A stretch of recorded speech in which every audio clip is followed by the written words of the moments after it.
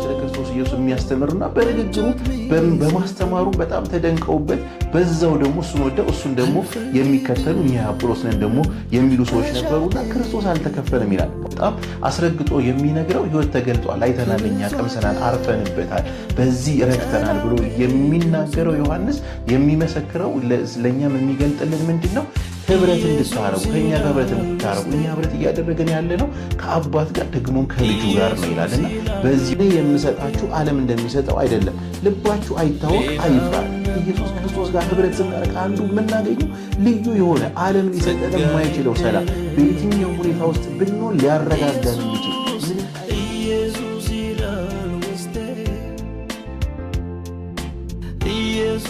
እግዚአብሔር ስም የተመሰገነ ይሁን። የጌታ ሰላም ይብዛላችሁ። ዛሬም ደግሞ የጌታ ምሕረት በስቶልን ከእግዚአብሔር ቃል እንካፈላለን። ከዚህ በፊት ኢየሱስን ማየት በሚል የተለያዩ ሀሳቦችን አይተናል። ኢየሱስን ማየት ያለብን ለምንድን ነው ብለናል። በመጀመሪያው ክፍል ያየነው ኢየሱስ ክርስቶስ የተመሰከረለት ስለሆነ ብለናል። እንደገና በሁለተኛው ክፍል ደግሞ ኢየሱስ ክርስቶስ የእምነታችን ጀማሪና ፈጻሚ ስለሆነ ኢየሱስን ማየት አለብን ብለናል። እንደገና በሶስተኛ ደግሞ ድካማችን በጌታ ከንቱ ስላልሆነ ኢየሱስ ክርስቶስን መመልከት አለብን በሚል አይተናል። ዛሬ ደግሞ በክፍል 4 ኢየሱስን ማየት በሚለው ውስጥ በክፍል 4 ዛሬ ደግሞ የምናየው አንድ ርዕስ ሰጣቸዋል። ስለ ህብረት ነው የምናየው። ከኢየሱስ ክርስቶስ ጋር ስላለን ህብረት ነው የምናየው። ኢየሱስ ክርስቶስ ራሱ ከአባቱ ጋር የነበረው ህብረት አለ። ያ ህብረት ደግሞ ለእኛም እንዲሆንልን የጌታም ሀሳብ ነው። ደግሞም ልዑል እግዚአብሔርም ደግሞ እየጠራን ወደዚህ ህብረት ስለሆነ እንደ ርዕስ እንድትይዙት የምፈልገው ዛሬ እኛ አንድ እንደሆንን የሚል ነው። ይህን የተናገረው ኢየሱስ ክርስቶስ ነው። እኛ አንድ እንደሆንን ያለው ዮሐንስ ወንጌል ምዕራፍ 17 ላይ በሚጸልይበት ጊዜ ጌታ ኢየሱስ ክርስቶስ የተናገረው ሀሳብ ነው። ስለዚህ እኛ አንድ እንደሆንን በሚል ርዕስ ደግሞ ኢየሱስን ማየት በሚለው ውስጥ በክፍል 4 ዛሬ ይህንን እናያለን። አንደኛ ቆሮንቶስ ምዕራፍ 1 ቁጥር 9 ላይ ላንብብላችሁ። የዛሬ የመግቢያ ወይም ደግሞ ከዚህ ክፍል ተነስተን ነው ስለ ህብረት የምናየው። አንደኛ ቆሮንቶስ ምዕራፍ 1 ቁጥር 9 ላይ እንደዚህ ይላል፣ ወደ ልጁ ወደ ጌታችን ወደ ኢየሱስ ክርስቶስ ህብረት የጠራችሁ እግዚአብሔር የታመነ ነው ይላል። ክብር ለኢየሱስ ይሁን። ልዑል እግዚአብሔር የጠራን ወዴት ነው? ወደ ልጁ ወደ ጌታችን ወደ ኢየሱስ ክርስቶስ ህብረት የጠራችሁ እግዚአብሔር የታመነ ነው። እኛ የተጠራ ነው ኢየሱስ ክርስቶስ ከኢየሱስ ክርስቶስ ጋር ህብረት እንድናደርግ። አብ የጠራን ከኢየሱስ ክርስቶስ ጋር የጠበቀ ህብረት እንዲኖረን ለህብረት ነው የተጠራ ነውና ወዴትም ሳይሆን የተጠራ ነው ወደ ራሱ ወደ ጌታ ወደ ኢየሱስ ክርስቶስ ነው የተጠራ ነው። አንደኛ ዮሐንስ ምዕራፍ 1 ከቁጥር 1 እስከ 4 ይህንን ሀሳብ የሚያጠናክር አንድ ቃል ላንብብላችሁ። ስለ ህይወት ቃል ከመጀመሪያ የነበረውን የሰማነውን በዓይኖቻችን ያየነውን የተመለከትነውን እጆቻችን የዳሰሱትን እናወራለን። ሕይወት ተገለጠ፣ አይተንም እንመሰክራለን። ከአብ ዘንድ የነበረውን ለእኛም የተገለጠውን የዘላለም ሕይወት እናወራላችኋለን። እናንተ ደግሞ ከእኛ ጋር ህብረት እንዲኖራችሁ ያየነውንና የሰማነው ለእናንተ ደግሞ እናወራለን ይልና ዮሐንስ ምንድን ነው የሚለው? ያየነው የተመለከትነው በእጆቻችን የዳሰስነው አለ ከመጀመሪያ የነበረ ለእኛ የተገለጠ ያንን እውነት ለእናንተ እንነግራችኋለን። ይህንን ደግሞ የምንነግራችሁ አንድ ምክንያት አለው። ምክንያታችን ደግሞ ምንድነው? ከእኛ ጋር ህብረት እንዲኖራችሁ ነው ይላል እና ይሄ ህብረት ይላል እነሱ ያላቸው ህብረት ደግሞ ከማን ጋር እንደሆነ ዝቅ ብሎ ሲነግራቸው ይላል ህብረታችንም ይላል ከአባት ጋር ከልጁ ከኢየሱስ ክርስቶስ ጋር ነው። ደስታችሁ እንዲፈጸም ይህንን እጽፍላችኋለሁ። አያችሁ፣ ዮሐንስ ከእኛ ጋር ህብረት እንዲኖራችሁ ነው ይልና ከእኛ ጋር ህብረት እንዲኖራችሁ ነው ይህን የምጽፈው ብሎ እነሱ ጋር የሚቀር አይደለም። የእነሱ ህብረት የመሰረቱ በጌታ ላይ ያለ ህብረት ነው። ህብረታችን የኛ ህብረት ከአባት ጋር ከልጁም ከኢየሱስ ክርስቶስ ጋር ነው ይላል። ወደዚህ ህብረት ነው የሚጠራቸው። ከዛ ደግሞ ምን ይላቸዋል? ደስታችሁ እንዲፈጸም ይሄንን እንጽፍላችኋለን ይላል። አያችሁ፣ እውነተኛ ደስታ የሚገኘው እውነተኛ እረፍት፣ የነፍስ እርካታ የሚገኘው ከአብና ከወልድ ጋር ባለ ህብረት ውስጥ ነው። ስለዚህ የተጠራ ነው ከክርስቶስ ጋር ህብረት እንድናደርግ ነው። ዮሐንስም በጣም አስረግጦ የሚነግረው ሕይወት ተገልጧል፣ አይተናል፣ እኛ ቀምሰናል፣ አርፈንበታል፣ በዚህ ረክተናል ብሎ የሚናገረው ዮሐንስ የሚመሰክረው ለእኛም የሚገልጥልን ምንድን ነው?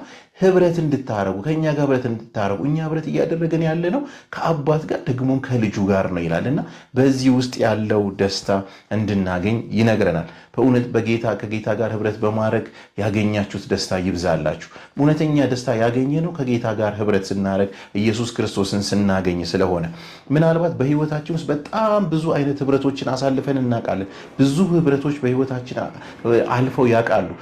ከእናት ከአባት ጋር ህብረት አድርገን እናውቃለን። ከጓደኞች ጋር ህብረት አድርገን እናውቃለን። በቤተ ክርስቲያን ውስጥ ከተለያዩ ሰዎች ጋር ህብረት አድርገን እናውቃለን። በስራ ቦታ ብዙ አይነት ህብረቶችን አድርገን እናውቃለን። ግን የትኛውም ህብረት እንደዚህ ከጌታ ከክርስቶስ ኢየሱስ ጋር እንዳለን ህብረት ግን እረፍትን ሊሰጠን አይችልም። ምናልባት አንድ ሰው ከመጽሐፍ ቅዱስ ላይ ላንሳላችሁ ስለምታውቁት አጠር አድርጌ ልንገራችሁ። ያዕቆብን ታውቁታላችሁ። ያዕቆብ ከእናቱ ጋር ህብረት ነበረው። ከእናቱ ጋር የነበረው ህብረት ከአታሉ በረከትን እንዲቀበል ነው ያደረገው። የኤሳውን በረከት አባቱ ኤሳውን ሊባርከው በወደደ ጊዜ ከአደን አንጥቶ እንዲያበላው ሲነግረው እናቱ ሰማችና እናቱ ደግሞ የምናለችው ያዕቆብን አንተ በቃ 2 ጠቦቶች አንጣና አባት የሚወደውን የሚጣፍጠውን ነገር እኔ እሰራለታለሁ ከዛ በኋላ ይባርካል ብላ አታላ የእሱን ልብስ አስለብሰው ምን ብሎ በረከትን ሲወስድ እናየዋለን። ከማጋ በነበረው ህብረት ነው ይህንን በረከት የወሰደው ካላችሁ ከእናቱ ጋር በነበረው ህብረት ነው።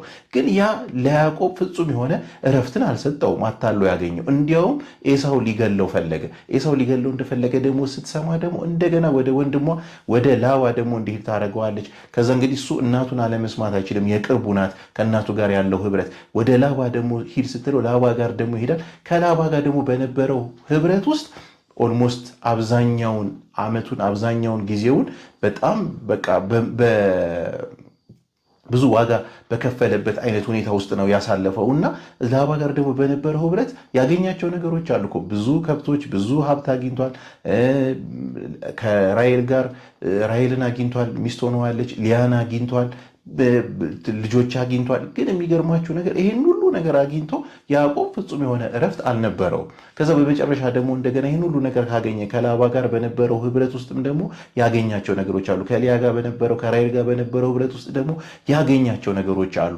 ለምሳሌ ብዙ ሀብት አግኝቷል፣ ልጆች አግኝቷል፣ ብዙ ነገር ሆኖለታል። ይሄ ሁሉ ለያዕቆብ ፍጹም የሆነ እረፍት ሲሰጠው አናይም እና በመጨረሻ ግን ዘፍጥረት ምዕራፍ 32 ላይ ያው እንደምታውቁት ለብቻው ቀርቶ የያቦቅን ወንዝ አሻግሯቸው ያዕቆብ ለብቻው ከቀረ በኋላ ግን ከእግዚአብሔር ጋር ታግሎ ከእግዚአብሔር ጋር ከታገለ በኋላ ካልባረከኝ አልለቅህም ብሎ ሊነጋ አቅላልቶ አለቀኝ ሲለው ካልባረከኝ አልለቅህም ብሎ እዛ ቦታ ላይ ግን እንደሌላው ጊዜ ሳያጭበረብር ስም ማን ነው ሲባል ያዕቆብ ነኝ ብሎ ተናግሮ ለምን እግዚአብሔር ፊት ስለሆነ ያለው መዋሸት አይችልም። ሁሉን የሚችል ሁሉን የሚያውቅ አምላክ ስላለ እዛች ቦታ ላይ ለመጀመሪያ ጊዜ ምንም በረከትን አግኝቶ ብኩርናን አታሎ በምስር ወስዶ ከአፉ ያልወጣ ቃል ያዕቆብ ከአፉ እዛች ጋር ያወጣት ቃል ለመጀመሪያ ጊዜ ነው። ምን አለ?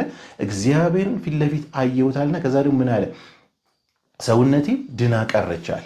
የእግዚአብሔር ስም የተባረከ ይሁን። አያችሁ፣ የውስጥ ድነት የውስጥ እረፍት ፍጹም የሆነ ሰላም የሚሰማው ባከማቸነው በሰበሰብነው ነገር እኛ ተሯሩጠን በሆነ ነገር ባመጣነው ነገር አይደለም። ፍጹም የሆነ ውስጥ እረፍት ያለው ቀጥታ ከአምላክ ጋር ስንገናኝ ነው። ስለዚህ ልዑል እግዚአብሔር የጠራን ወደ ልጁ ወደ ጌታችን ወደ ኢየሱስ ክርስቶስ ነው የጠራን። ክብር ለእግዚአብሔር ይሁንለት። ከየት ነው የተጠራ ነው? የተጠራ ነው ትንሽ እናስብ። ለምሳሌ እግዚአብሔር አምላክ በግብፅ ይኖሩ የነበሩትን እስራኤላውያንን የጠራበትን አጠራር እናስብ። ዘጸአት ምዕራፍ 19 ላይ ያለውን ቃል ላንብብላችሁ። እዚህ ዘጸአት ምዕራፍ 19 ላይ እንደዚህ የሚል ቃል አለ። ዘጸአት ምዕራፍ 19 ከቁጥር 3 ጀምሮ ያለውን ላንብብላችሁ። ሙሴ ወደ እግዚአብሔር ዘንድ ወጣ፣ እግዚአብሔርን በተራራ ጠርቶ አለው፣ ለያዕቆብ ቤት እንዲህ በል፣ ለእስራኤልም ልጆች እንዲህ ንገር፣ በግብፃውያን ያደረግኩትን በንስርም ክንፍ እንደተሸከምኳችሁ ወደ እኔ እንዳመጣዋችሁ አይታችኋል። አያችሁ፣ እግዚአብሔር ለሙሴ እየነገረው ያለው ምንድን ነው? እስራኤል ከግብፅ ያወጣኋችሁ በንስር ክንፍ ተሸክሜ ያመጣኋችሁ ወዴትም አይደለም፣ ወደ ራሴ ነው ያመጣኋችኋል። ወተትና ማር ወደምታፈስ አይደለም፣ ወደ እኔ ነው ያመጣኋችሁ። ከእኔ ጋር ህብረት እንድታደርጉ ነው ያመጣኋችሁ ይላልና ከዛ ምንድን ነው የሚላቸው? አሁንም ይላል ቃሌን በእውነት ብትሰሙ ኪዳኔንም ብትጠብቁ ምድር ሁሉ የእኔ ናትና ከአሕዛብ ሁሉ የተመረጠ ርስት ትሆኑልኛል ትሆኑልኛላችሁ፣ እናንተም የካህናት መንግስት፣ የተቀደሰ ሕዝብ ትሆኑልኛላችሁ። ለእስራኤል ልጆች የምትነግራቸው ቃል ይሄ ነው ይላል። አያችሁ፣ እግዚአብሔር አምላክ እስራኤላውያንን ከግብፅ ሲያወጣቸው ያወጣበት ትልቁ ምክንያት ወደ ራሱ ነው ያመጣቸው። ወዴትም አይደለም ያመጣቸው ወዴት ነው? ወደ እኔ እንዳመጣኋችሁ ምን ብላችኋል? አይታችኋል። ስለዚህ እግዚአብሔር ከዛ ጡብ ሲጠፈጥፉበት ከነበረ ምንም አይነት ትርጉም የሌለው ህይወት ይኖሩበት ከነበረ ስፍራ ያወጣቸው ሌላ የሆነ ስፍራ ሊቀይርላቸው ሳይሆን ወደ እሱ ወደ ራሱ ነው ያመጣቸው። ከእግዚአብሔር ጋር ህብረት እንዲያደርጉ ነው ከግብፅ ባርነት ያወጣቸው። የህዝቤን ጩኸት ሰምቼ ወረድኩ ያለው እግዚአብሔር መጀመሪያውንም የሰው ልጅን ሲፈጥር ንጹህ የሆነ ህብረት ነበር ከሰው ልጅ ጋር የነበረው ግንኙነትና ወደዛ ነው ሊመልሳቸው የፈለገው። ከዛ አውጥቶ ወደ እኔ እንዳመጣኋችሁ ወደ ራሴ እንዳመጣኋችሁ ታውቃላችሁ ይላልና እዚህም ቦታ ላይ አሁን አንደኛ ቆሮንቶስ ምዕራፍ 1 ቁጥር 9 ላይ ያየነው የተጠራ ነው ወዴት ነው? ወደ ኢየሱስ ክርስቶስ ነው የተጠራ ነው። ሌላው እንትን ላይ ኤፌሶን ላይ ያለ ቃል አንብብላችሁ። ኤፌሶን ምዕራፍ 1 ላይ ምን ይላል? በበደላችሁና በኃጢአታችሁ ሙታን ነበራችሁ። አያችሁ፣ የተጠራ ነው በበደላችንና በኃጢአታችን ሙታን ከነበርንበት ህይወት ነው። ምንም አይነት በቃ የህይወት ትርጉም ከሌለበት ህይወት በአዳም ምክንያት ከደረሰው ውድቀት የተነሳ የሰው ልጅ ከእግዚአብሔር ርቆ ነበርና ሲርቅ ደግሞ ይኖር የነበረው በምንድን ነው? በበደለኛነት ውስጥና በኃጢአተኝነት ውስጥ። በዚህ በቃ ሙት የሆነ ምንም አይነት የህይወት ትርጉም በሌለበት ውስጥ የምንኖረውን ህይወት አስጥሎ ወደ ልጁ ወደ ጌታ ወደ ኢየሱስ ክርስቶስ ጠራን። እዚህ ቦታ ላይ ሌላ ደግሞ ምን ብሎ ይናገራል? አንደኛ ጴጥሮስ ምዕራፍ 2 ከቁጥር 9 እስከ 10 ደግሞ እናንተ ግን ይላል ከጨለማ ወደሚደነቅ ብርሃኑ የጠራችሁ የእርሱን በጎነት እንድትነግሩ የተመረጠ ትውልድ፣ የንጉሥ ካህናት፣ ቅዱስ ሕዝብ፣ ለርስቱ የተለየ ወገን ናችሁ። የእግዚአብሔር ስም ይባረክ። እግዚአብሔር ከጨለማ ወደሚደነቅ ብርሃን፣ ወደሚደነቀው ብርሃን ኢየሱስ ክርስቶስ ነው። ወደ ኢየሱስ ክርስቶስ ያመጣን ምንድን ነው? የእርሱ ወገን ነው ያደረገን። የጌታ ወገን ነው እንድንሆን ያደረገን። እናንተ ቀድሞ ወገን አልነበራችሁም፣ አሁን ግን ይላል የእግዚአብሔር ወገን ናችሁ። ቀድመን የእግዚአብሔር ወገን አልነበርንም። በኃጢአታችንና በደላችን ሙታን ነበርን። አሁን ግን ከጨለማ አውጥቶ ጠርቶን ወደ ልጁ መንግስት ሲቀላቀለን ምንድን ነው ያደረገን? የእግዚአብሔር ወገን አደረገን። ስለዚህ ወገን ካደረገን አምላክ ጋር ነው ልንስማማና ህብረት ልናረግ የሚገባው። ወገን አልነበራችሁ፣ አሁን ግን የእግዚአብሔር ወገን ናችሁ። እናንተ ምሕረት ያገኛችሁ አልነበራችሁም፣ አሁን ግን ምሕረትን አግኝታችኋል ይላል። የእግዚአብሔር ስም የተባረከ ይሁን። ወደ ጌታ ስንጠራ ያገኘናቸውን ነገሮች ነው እዚህ ቦታ ላይ የሚያወራው። የእግዚአብሔር ወገን ሆነናል። አሁን ምሕረት ያገኘንን፣ አሁን ይሄ ደስታ በእውነት በምንም ልናገኘው የማንችለውን ደስታ የሰጠን የናዝሬቱ ኢየሱስ ስሙ የተባረከ ይሁን። ልዑል እግዚአብሔር ክብር ይሁንለት። የተጠራ ነው እህቴ ወንድሜ፣ ወደዚህ ነው የተጠራ ነው በእውነት ለአገልግሎት አይደለም የጠራን። መጀመሪያ ከእሱ ጋር ህብረት እንድናደርግ ነው እግዚአብሔር የጠራን።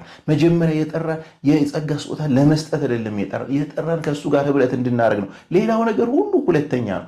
ኢየሱስ ክርስቶስ የሚፈልገው ከእሱ ጋር ህብረት እንድናደርግ፣ የማይቋረጥ ህብረት ከጌታ ከኢየሱስ ክርስቶስ ጋር እንድናደርግ ነው የተጠራ ነው። ስለዚህ ይህንን እውነት በእውነት በልባችን ላይ ሁልጊዜ ልናትመው፣ ሁልጊዜ ልንይዘው፣ ሁልጊዜ ልናስተውለው የሚገባ ነው። ለምሳሌ ኢየሱስ ክርስቶስ ማርያምን ያላት ነገር አለ። ምንድነው ማርያምን ያላት? እንደዚህ አላት።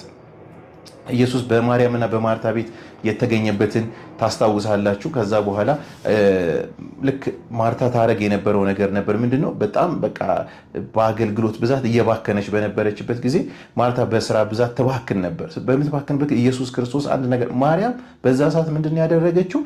ከክርስቶስ ኢየሱስ እግር ስር ቁጭ ብላ ቃሉን ትሰማ ነበር። መቀመጥ ብቻ ሳይሆን ቃሉን በሚሰማ ልብ ነበር የነበረችው። እና ከዛ ጌታ ደግሞ እንዲህ አላት። ማርታ መታ ጌታ ሆይ እኔ በቃ ግድ አይላትም እንዴ እኔ ስደክም ምን ስል እንድታግዘኝ ንገራት ሲል ንገራት ስትለው ምን አለ ኢየሱስ ክርስቶስ? ማርታ ማርታ ስለ ብዙ ነገር ትጨነቂያለሽ ትታወኪያለሽ አላት። ስለ ብዙ ነገር ምንድነው? ትጨነቂያለሽ ትታወኪያለሽ፣ የሚያስፈልገው ግን አንድ ነገር ብቻ ነው አለ። ማርያም እኮ መልካምን ድርሻ መርጣለች፣ ይህ ከእርሷ አይወሰድም አለ። አያችሁ፣ ይሄ ህብረት ከጌታ ጋር ያለን ህብረት የሚወሰድ የሚጠፋ አይደለም። ማርታ በብዙ ነገር ትታወቂያለሽ፣ በብዙ ነገር ትጨነቂያለሽ፣ ትዋከቢያለሽ አለ። ከጌታ ጋር ያላረፈ ሰው፣ ጌታን ማዕከል አድርጎ ከጌታ ጋር ህብረት የማያረቅ ሰው የሚያሳየውን ነገር ነው ማርታ እያሳየች ያለችው። ሰው በቤተ ክርስቲያን ውስጥ ሆኖ ጌታ ከጠራው በኋላ ከጌታ ጋር ህብረት የማያረቅ ከሆነ ዋና ነገር አድርጎ አገልግሎትን ሊሆን ይችላል፣ የተለያዩ ነገሮች ዋና ነገር ሆነውበት በጣም በሚባክንበት በሚደክምበት ጊዜ እግዚአብሔር ደግሞ ምን ይላል? ወደ ኢየሱስ ክርስቶስ ዞር እንድንል የተለያዩ ምክንያቶችን በህይወታችን ያመጣል። ወደ ማስተዋል እንድንመጣ ለምን የተጠራ ነው። የመጀመሪያው ጥሪያችን ወደ ጌታ ወደ ኢየሱስ ክርስቶስ ስለሆነ ነው። ይህን በደቀ መዛሙርቱ ህይወት በደንብ አሳያችኋለሁ። ኢየሱስ ክርስቶስ ደቀ መዛሙርቱን ሲጠራ ደቀ መዛሙርቱን በጠራ ጊዜ እነሱ የመለሱለት ምላሽ አለ። የሉቃስ ወንጌል ምዕራፍ 5 ላይ ያለውን ላሳያችሁ።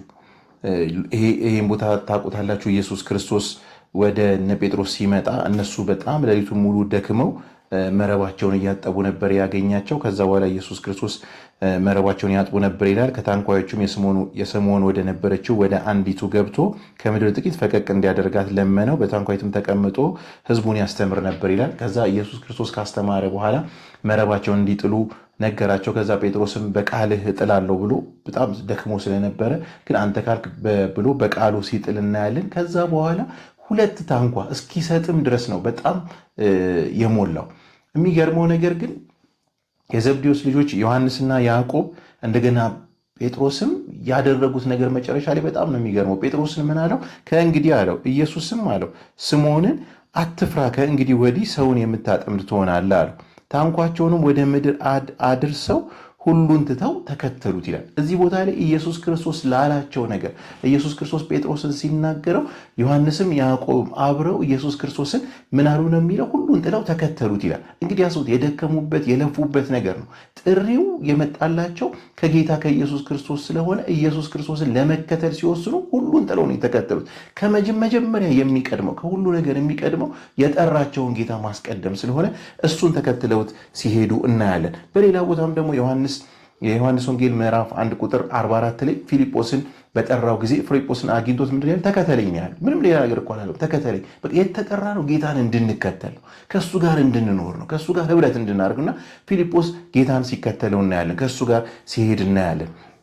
ሌላው በጣም ደግሞ ደስ የሚል ሐሳብ የማርቆስ ወንጌል ምዕራፍ 3 ላይ ከቁጥር 13 ከ19 ያለውን ሐሳብ ማየት እንችላለን። ኢየሱስ ክርስቶስ የወደዳቸውን ወደ እሱ ጠራ ይልና እዚህ ቦታ ላይ ምንድን ነው የሚለው? ደቀ መዛሙርቶቹን ነው ጠራ ይልና ከእርሱ ጋር እንዲኖሩ ይላል። መጀመሪያ የሚለው ምንድን ነው? የተጠሩት ከእርሱ ጋር እንዲኖሩ። ኢየሱስ ክርስቶስ እኮ ሲኖር የነበረበት ጊዜ ምቹ ሁኔታ አልነበረ። በጣም ብዙ አይነት መከራ ያሳለፈበት ህይወት ነበር ሲኖር የነበረው። ለሰው ልጅ የአንገት ማስገቢያ እንኳን የለውም ይላል። ግን ከእሱ ጋር በየትኛው ማለት ሲሰደብም አብረውት ናቸው፣ ተአምራት ሲያደርግም አብረውት ናቸው፣ ሲፈውስ አብረውት ናቸው፣ ሲያስተምር አብረውት ናቸው።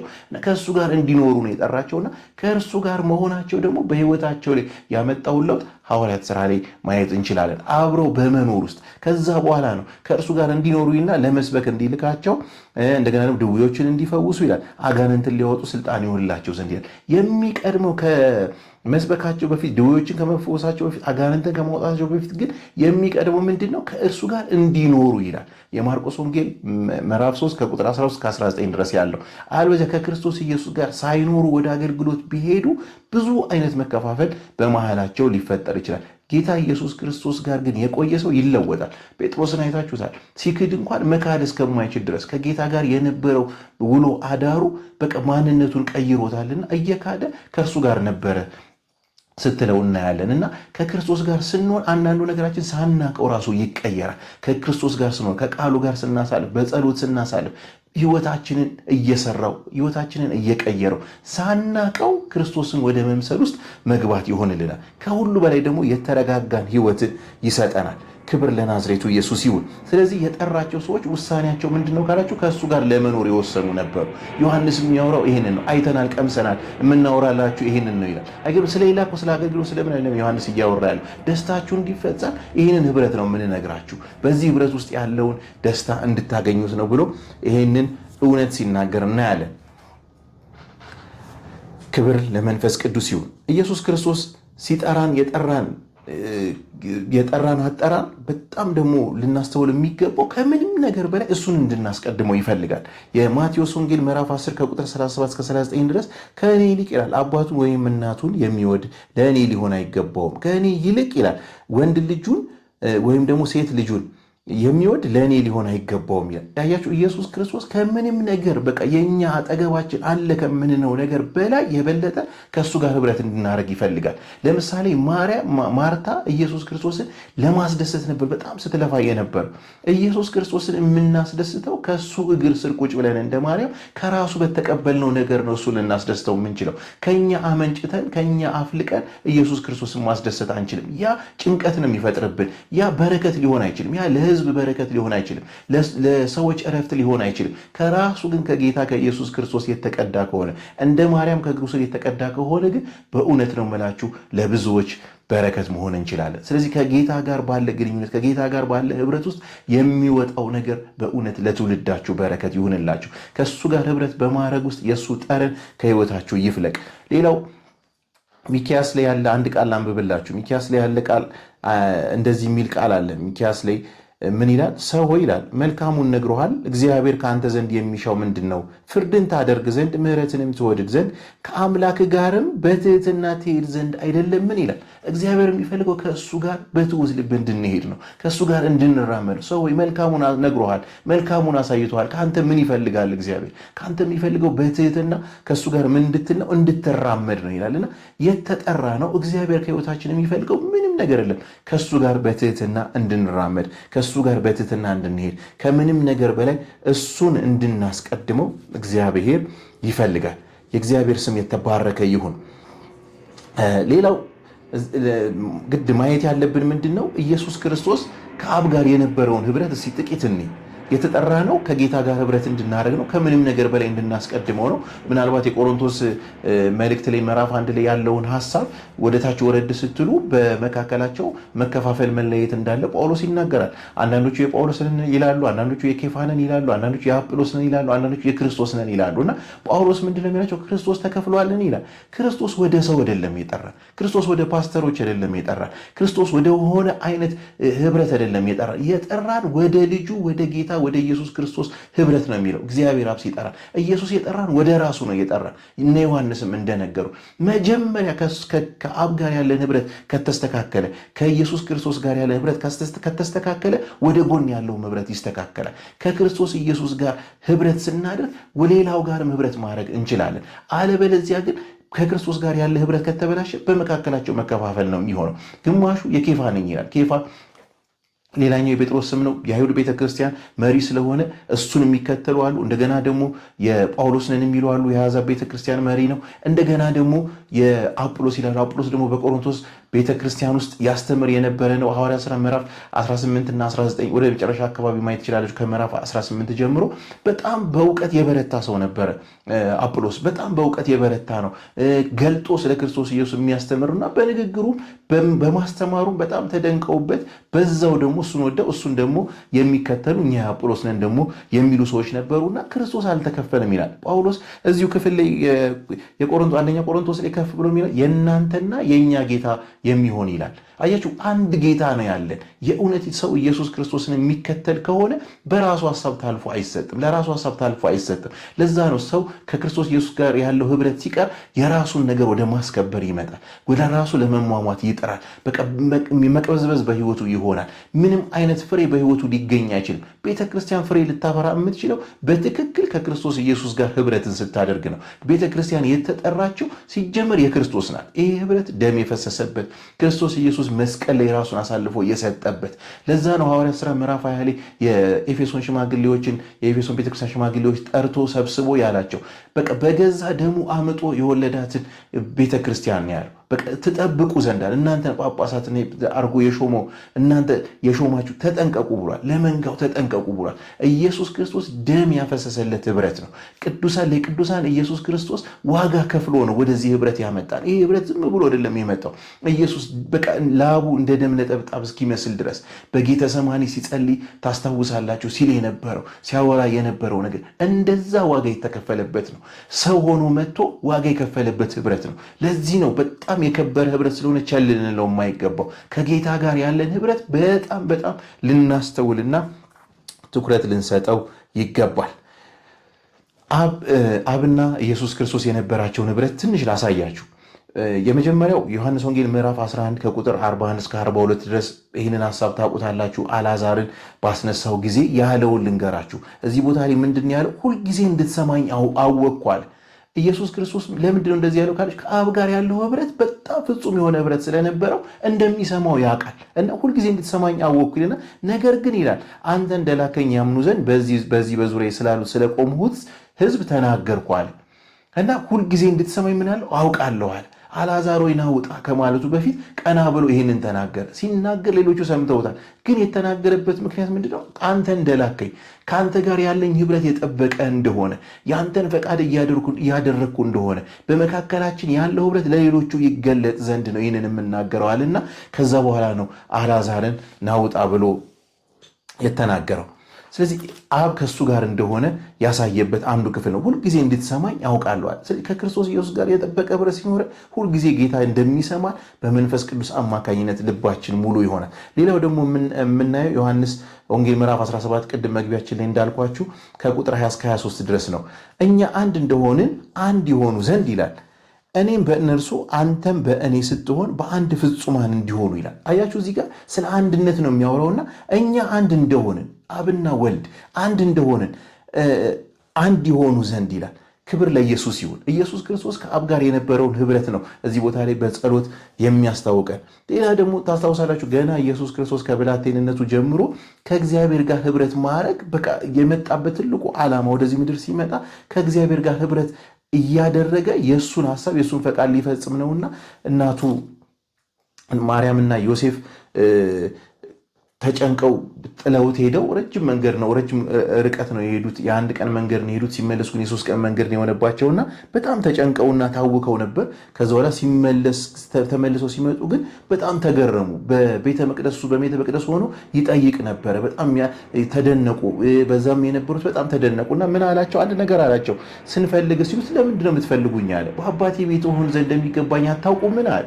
አይገርምም? በእውነት በቃ ብዙ ነገሮችን እንደዚህ ማለት ይሁንልን በዚህ ቀን ብዙ ነገሮችን ለምንድን ነው የምትፈልገኝ? ለምንድን ነው አንዳንድ ነገሮች በጣም በህይወታችን ላይ ተጣብቀው ያሉት ከጌታ ጋር ህብረት እንዳናረግ የሚያደርጉን ነገሮች እግዚአብሔር በእውነት በልጁ በክርስቶስ ኢየሱስም ከላያችን ላይ ያራግፍልን። የጌታን ህብረት የሚያሰናክሉ ነገሮች ከጌታ ጋር ህብረት እንዳናረግ እንቅፋት የሚሆኑትን ነገሮች ጌታ ከህይወታችን ላይ ያንሳልን እና ገና ከብላቴንነቱ ጀምሮ በአባቴ ቤት እሆን ዘንድ እንዲገባኝ አላወቃችሁምን ብሎ ይጠይቃቸዋል። እና ኢየሱስ ክርስቶስ ከአባቱ ጋር የነበረው ህብረት ፍጹም የሆነ ህብረት ነበር። ሌላው ሉቃስ ምዕራፍ 22 ላይ ከቁጥር 39 እስከ 44 ያለውን ሐሳብ በደንብ እናንተ ማንበብ ትችላላችሁ። እዚህ ቦታ ላይም እንደዚህ የሚል ቃል እናያለን።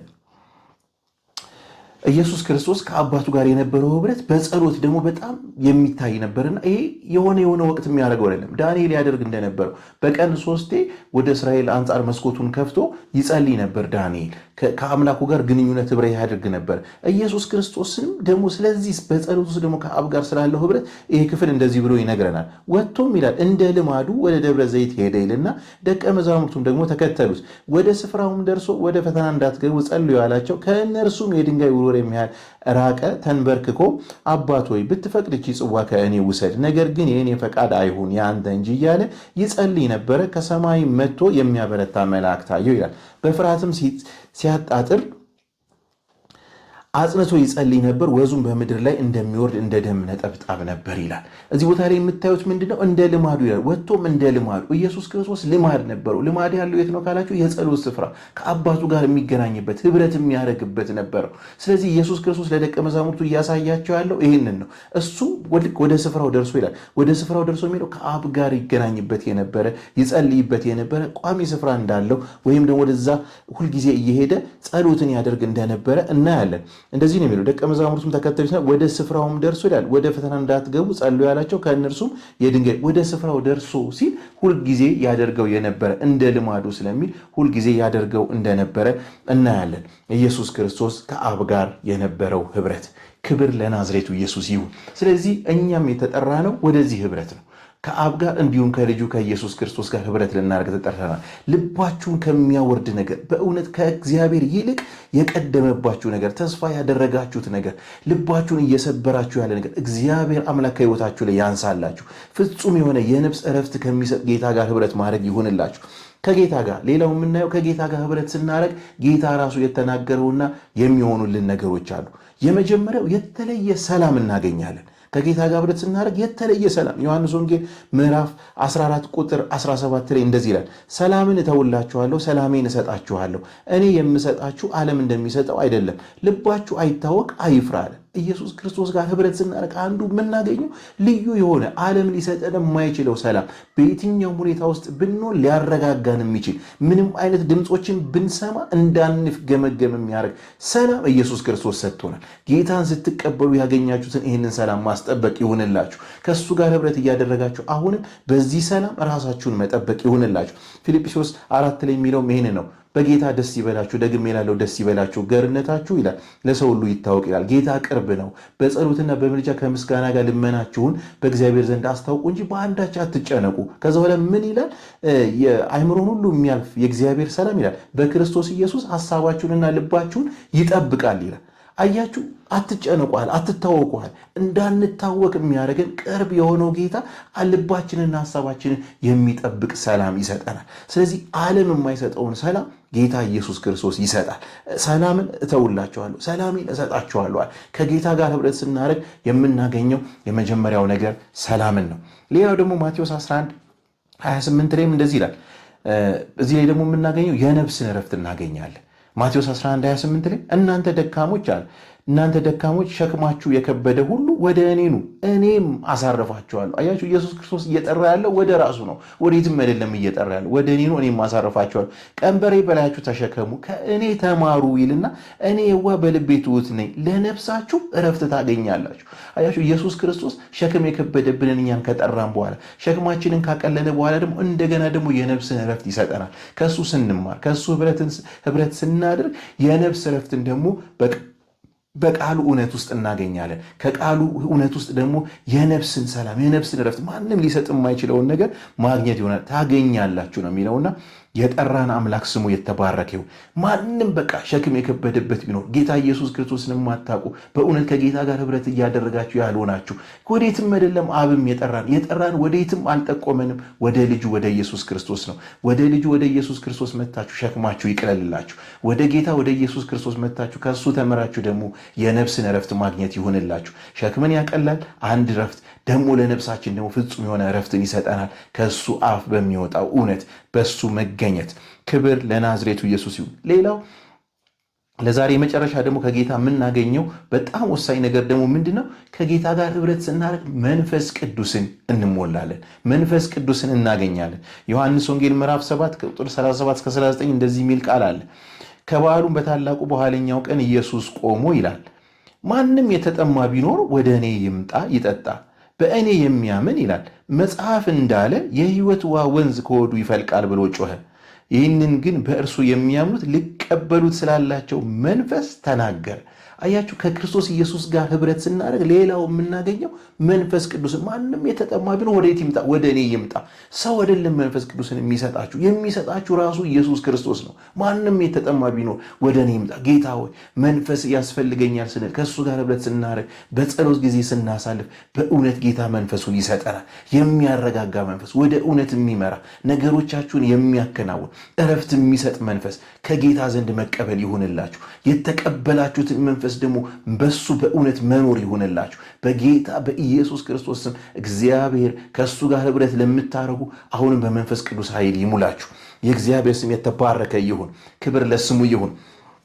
የመጨረሻ ሐሳብ የምነግራችሁ ይሄ ህብረት እዚህ ምድር ላይ ብቻ የሚቀር አይደለም። ይሄ ህብረት ለዘላለም የሚቀጥል ነው። አንድ ክፍል ነው ማሳያችሁ። ይሄ ህብረት ዘላለማዊ ህብረት ነው። ለዘላለም ነው ከጌታ ጋር ህብረት የምናደርገው።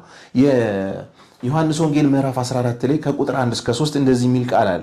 ልባችሁ አይታወክ፣ በእግዚአብሔር እመኑ፣ በእኔም ደግሞ እመኑ። በአባቴ ቤት ብዙ መኖሪያ አለ፣ እንዲያስ ባይሆን ባልኳችሁ ነበር። ስፍራ አዘጋጅላችሁ ዘንድ እሄዳለሁና ሄጄም ማለት ስፍራ ባዘጋጀውላችሁ እኔ ባለሁበት እናንተ ደግሞ እንድትሆኑ ሁለተኛ እመጣለሁ፣ ወደ እኔ እወስዳችኋለሁ። ክብር ለእግዚአብሔር ይሁን። ፍጻሜያችን ራሱ ከጌታ ከኢየሱስ ጋር ነው። መጥቼ ወደ እኔ ወስዳችኋል። ልክ እስራኤላውያንን እንዳለው እግዚአብሔር ወደ እኔ አመጣኋችሁ እንዳለ በንስር ክንፍ ተሸክሜ ኢየሱስ ምን አለ? ዳግመኛ እመጣለዋል። በዚህ አይደለም የእናንተ ፍጻሜ፣ ይሄ ብቻ አይደለም፣ ለዘላለምም ደግሞ ህብረት የምታደርጉት ከእኔ ጋር ነው አለ። በአባቴ ቤት ብዙ መኖሪያ አለ። ዳግመኛ ደግሞ መጥቼ እወስዳችኋል። ልባችሁ አይታወካል፣ ልባችሁ አይጨነቃል። በእውነት በዚህ ምድር እግዚአብሔር በቃሉ በመንፈሱ በጸሎት ህይወት ያጽናናናል። ከእሱ ጋር ህብረት እንድናደርግ ያደርገናል። ፍጹም የሆነ ሰላም፣ ፍጹም የሆነ እረፍት ይሰጠናል። መዝሙረኛው አለ አይኖቼን በቃ ወደ ተራሮች አነሷል፣ ረዳቴ ከወዴት ይመጣላል? ረዳቴ ሰማይና ምድርን ከሰራ ከእግዚአብሔር ዘንድ ነዋል። ክብር ለናዝሬቱ ኢየሱስ ይሁን። አይኖቼን ወደ ተራሮች አነሳው፣ ረዳቴ ከወዴት ይምጣ? ረዳቴ ሰማይና ምድርን ከሰራ ከእግዚአብሔር ዘንድ ነው። እግርህን ለመናወጥ አይሰጥም፣ የሚጠብቅ አይተኛም። እነሆ እስራኤልን የሚጠብቅ አይተኛም አያንቀላፋም። እግዚአብሔር ይጠብቅሃል። እግዚአብሔር በቀኝ እጁ በኩል ይጋርድሃል። ፀሐይ በቀን አያቃጥልህም፣ ጨረቃም በሌሊት። እግዚአብሔር ከክፉ ሁሉ ይጠብቅሃል፣ ነፍስህንም ይጠብቃታል። ከዛሬ ጀምሮ እስከ ዘላለም እግዚአብሔር መውጣትና መግባትን ይጠብቃል ይላል። ህብረት የምናደርገው ከእንደዚህ አይነት ጌታ ጋር ነው። ረዳታችን ሰማይና ምድርን ከሰራ ከእግዚአብሔር ዘንድ ነው። ወዴትም ከፍ ወዳሉት አይኖቻችንን አናነሳም። በጣም በቃ ይረዱናል ወደምንላቸው ሰዎች አይኖቻችንን አናማትርም። ሁልጊዜ የምናየው ጠርተነው የማናጣው ህብረት እንድናደርግ እድል የሰጠ የናዝሬቱ ኢየሱስ እውነተኛ ረዳታችን ነው። ከእጄ ማንም ሊነጥቃቸው አይችልም ያለ ጌታ ስሙ የተባረከ ይሁን። ዛሬ ልነግራችሁ የምፈልገው ይህንን እውነት ነው። የተጠራ ነው ከጌታ ከኢየሱስ ክርስቶስ ጋር ህብረት እንድናደርግ ነው። በእውነት ከጌታ ከኢየሱስ ጋር ህብረት የሚያደርግ ሰው ሁልጊዜ ያረፈ ነው፣ ሁልጊዜ የተረጋጋ ነው። በምንም ነገር ልቡ አይርድም፣ በምንም ነገር አይሸበርም። ይሄ ህብረት በጌታ በኢየሱስ ክርስቶስ ስም በህይወታችሁ ላይ ይብዛላችሁ። በናዝሬቱ ጌታ በኢየሱስ ክርስቶስ ስም ወደዚህ ህብረት የጠራ ልዑል እግዚአብሔር የተባረከ ይሁን። ክብር ለስሙ ይሁንለት። ምናልባት በተለያየ ሁኔታ በመቅበዝበዝ ውስጥ ያላችሁ፣ በመባከን ውስጥ ያላችሁ ረጋ ብላችሁ እንድታስቡ በእግዚአብሔር ቤት ራሱ ሆናችሁ በጣም ብዙ እየደከማችሁ ብዙ በቃ እየባከን ያላችሁ ቆም ብላችሁ ከጌታ ጋር ህብረት ማድረግ ይሁንላችሁ። ቆም ብላችሁ ወደ ኢየሱስ ክርስቶስ ዞር ብላችሁ ከጌታ ጋር ከሆናችሁ በእውነት ነው የምላችሁ ከጌታ የሚወጣው ነገር እንዲሁ በረከት ይሆናል። አለበለዚያ ግን እንደ ማርታ መባከን እንዳይሆንባችሁ ጌታን ለማስደሰት ብላችሁ ከጌታ ጋር ህብረት ሳታረጉ ዘመናችሁ እንዳይበላ እግዚአብሔር ማስተዋል ይስጣችሁ።